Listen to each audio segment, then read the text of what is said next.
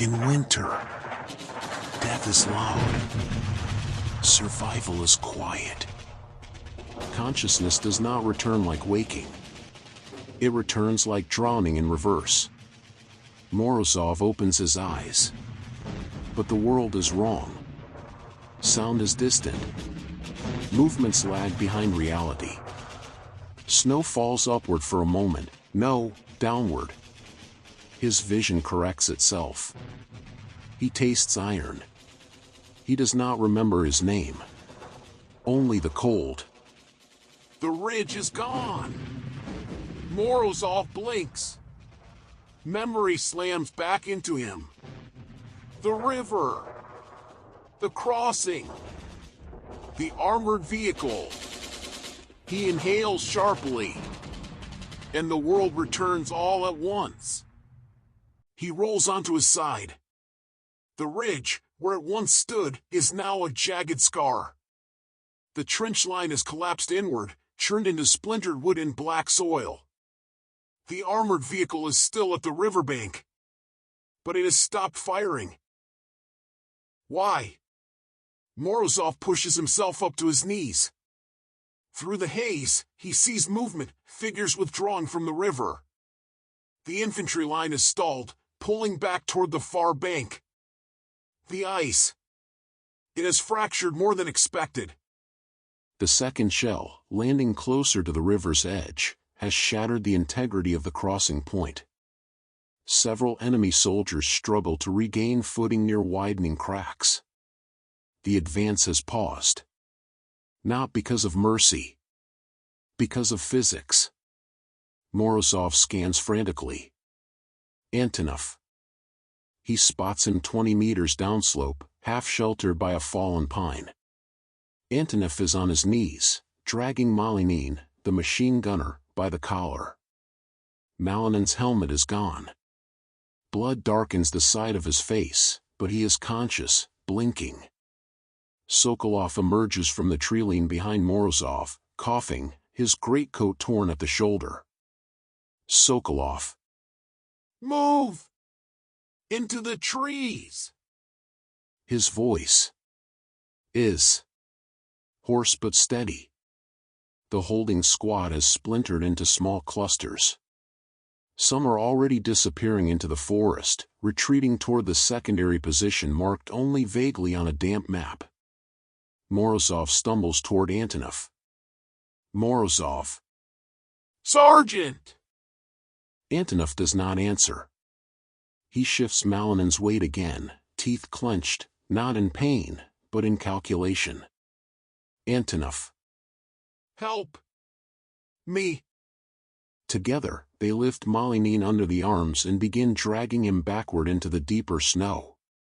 Behind them, the armored vehicle's engine revs, frustrated.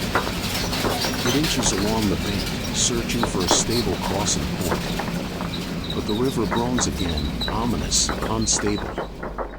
The enemy commander has a choice now. Force the crossing and risk losing men and machinery to the river. Or withdraw temporarily and seek another route. In war, aggression is often tempered by terrain.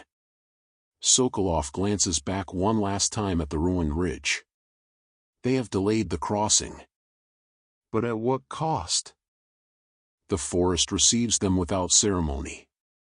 Snow muffles their retreat. Branches brush against helmets and shoulders, shedding powder in quiet avalanches. After 200 meters, Sokolov raises his fist.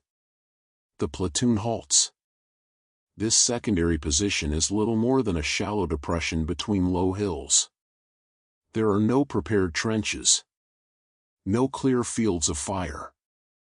Only trees. Sokolov gathers the remaining men quickly. 32 had taken position that morning. Now, 27 stand before him. 5 missing. No one asks for confirmation. Names are heavy things. Antonov lowers Malinin carefully against a tree trunk. Malinin's breathing is uneven, but he grips Antonov's sleeve weakly. Malinin. Did we hold them? Antonov studies him. Antonov. For now. Sokolov kneels in the snow, unfolding the map with trembling hands. If the enemy cannot cross here, they will move north or south along the riverbank, searching for a narrower span. That could take hours. Or less. He calculates again. Their mission was to delay for 48 hours. 3 have passed. Perhaps 4 now. He feels the weight of arithmetic pressing into his temples. Morozov watches him. For the first time, he sees doubt, not panic, not fear, but something quieter. Uncertainty. Morozov. Comrade Lieutenant! Will they follow us into the forest? Sokolov considers the question honestly. Yes. The word lands gently, without drama. Because it is simply true. The forest is not sanctuary. It is concealment. And concealment is temporary. A distant engine revs again. They all turn instinctively toward the sound. It is fainter now, moving laterally along the river. Searching. The enemy is adjusting strategy. So must they. Sokolov stands. Sokolov. We divide. Smaller groups. No fires. No talking unless necessary. We move parallel to the river, 300 meters inland. If they cross elsewhere, we strike their flank. Then withdraw again. A pause. He meets Antonov's gaze. Sokolov. We trade space for time. Antonov nods. The men begin to reorganize, breaking into 3 groups. Movements are slower now. Fatigue has deepened into something more profound, an emotional heaviness. Morozov finds himself walking beside Antonov once more, helping support Malinin between them. The forest seems denser here. Snow falls more thickly, absorbing the last traces of the battle behind them. After 15 minutes of silent movement, they hear it. Not engines. Voices. Foreign. Closer than expected. Sokolov raises his hand sharply. The column freezes. Through a narrow gap between trees, Morozov sees figures in white camouflage moving cautiously through the forest, on their side of the river. They have found a crossing point. And they have moved faster than anticipated. 3 enemy soldiers pass within 30 meters of Sokolov's group, scanning the terrain methodically. One kneels, examining tracks in the snow. Morozov feels his pulse in his fingertips. The tracks. Their retreat has left a visible trail. The kneeling soldier gestures to the others. They begin following the footprints directly toward Sokolov's concealed position. There is no trench here. No ridge. Only trees too thin to stop bullets. Sokolov's mind races. If they fire now, they risk alerting the larger force likely moving behind these scouts. If they remain silent, discovery is inevitable. Antonov shifts Malinin gently behind a thicker trunk. Antonov. Orders? Sokolov studies the approaching figures. 20 meters now. The lead scout pauses, raising his rifle slightly. Snow falls between them in soft, indifferent spirals. Morozov feels a strange clarity settle over him, a narrowing of the world to breath, sight, and the faint creak of leather straps. The scout takes another step. 10 meters. He looks directly toward the cluster of trees where Sokolov stands hidden. For a heartbeat, their eyes almost meet. Sokolov slowly lifts his rifle. But he does not fire. Not yet. Behind the 3 scouts, deeper in the forest, more shadows move. Not 3. not 5. A larger element. If they engage now, they will be enveloped within minutes. Sokolov lowers his rifle slightly. He makes a decision that no manual teaches. He gestures silently, 2 fingers, then a subtle motion to the right. Spread. Disperse. The men begin to peel away individually, melting deeper into the trees, abandoning the wounded ridge entirely. Morozov hesitates. The scout is only meters away now. Another step, and concealment will fail. Antonov grips Morozov's sleeve and pulls him sideways into thicker undergrowth. The scout advances to the exact spot where they stood seconds earlier. He kneels. Touches the snow. Fresh. Very fresh. He looks up. And this time, his eyes lock onto movement in the trees. A breath. A heartbeat. The forest holds itself perfectly still. And somewhere behind the scout, a branch snaps loudly under unseen weight. The sound does not come from Sokolov's men. It comes from deeper within the forest. From a direction none of them expected. The scout turns sharply toward the noise. Sokolov freezes mid-step. There is someone else out there. Another unit. Or something worse, an encirclement forming silently around them. The wind rises again, weaving through the pines like a warning. No one fires. No one moves. And from the deeper shadows of the forest, a single, unfamiliar voice calls out in a language none of them recognize. In war, the most dangerous moment is not the gunshot. It is the second before it.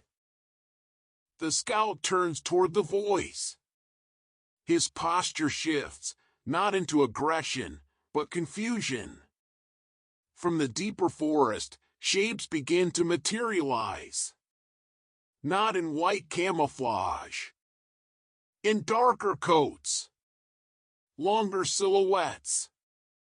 Rifles held low but ready. Sokolov feels the realization before he understands it fully. Another unit. Not theirs. Not the enemy force advancing across the river. A third presence. They are local partisans. Irregulars who have been operating behind shifting front lines for months, sometimes cooperating, sometimes surviving alone. The scout barks a sharp command toward them. The language is different from the enemy unit Sokolov had expected. This is not the armored reconnaissance force from the river. This is a flanking detachment, likely sent north earlier, circling wide. And now they have collided with something unplanned. The forest has become crowded with fear. The partisan leader, a gaunt man with hollow cheeks, raises a gloved hand slowly. His rifle remains pointed downward, but not surrendered. He speaks again, louder this time. Sokolov cannot understand the words, but he recognizes the tone. Warning. The 3 enemy scouts reposition, rifles lifting. Morozov feels the air change. This is no longer concealment. This is convergence. Antonov leans close to Sokolov.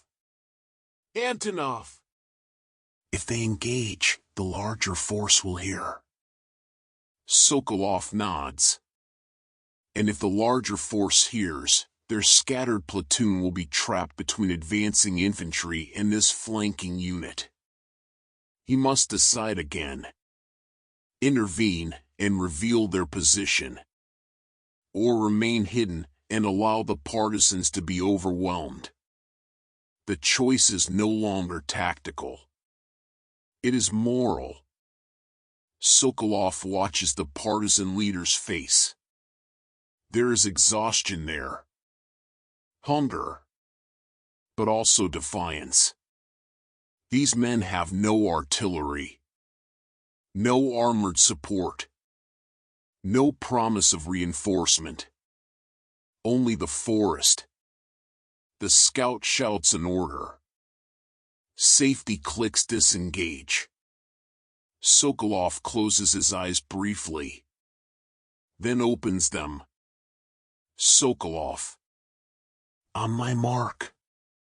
Short bursts. Then move south. Antonov nods once. The scout raises his rifle fully. Sokolov fires. First scout drops his second dives behind a tree, returning fire blindly. The third spins towards Sokolov's muzzle flash, who is struck by a partisan shot. The first explodes with a chilling blast. Gunfire echoes sharply between trunks, disorienting every direction. Morozov fires twice, and shifts position exactly as ordered. No hesitation. The partisans seize the moment, advancing aggressively into the confusion. Their leader shouts commands in rapid succession. Within seconds, it is over. 2 enemy scouts lie motionless. The third retreats deeper into the forest, vanishing into shadow. Silence returns, but thinner now.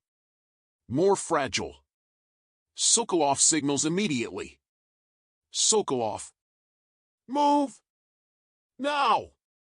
There will be response. There's always response. The combined group, platoon fragments and partisans, begin withdrawing southward through denser terrain. No formal alliance is spoken. None is needed. Survival has aligned them.